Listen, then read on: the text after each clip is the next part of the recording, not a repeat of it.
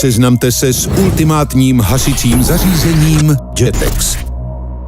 Náš patentovaný systém plynodynamické technologie vytváří dvoufázový proud kapalin s dosahem až do vzdálenosti 120 metrů.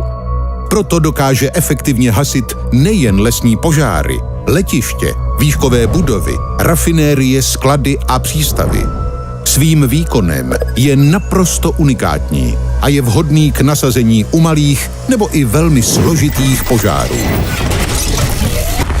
Princip vytváření pěny používaný v obvyklých systémech jsme úplně změnili.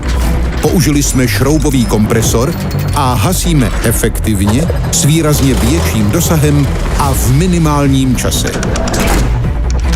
Sladká nebo slaná voda dodávaná vysokotlakým vodním čerpadlem se mísí se vzduchem, případně i pěnotvorným činidlem.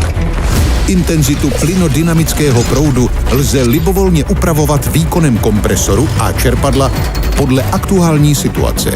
Výsledný dlouhý a jemně disperzní hasící proud kapiček velikosti 100 až 300 mikrometrů směřuje pohybový mechanismus proudnice.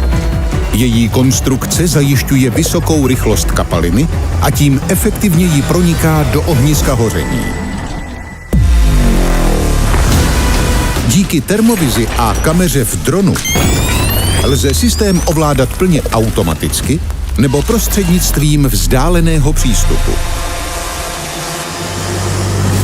Systém lze umístit na jakýkoliv nákladní automobil vhodný k transportu 20stopých kontejnerů.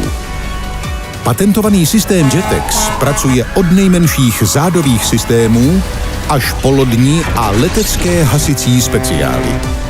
Vysoký výkon zařízení umožňuje hasit i z velké vzdálenosti, zvyšuje bezpečnost zásahu, snižuje spotřebu hasící směsi, ale hlavně dobu potřebnou k uhašení požáru.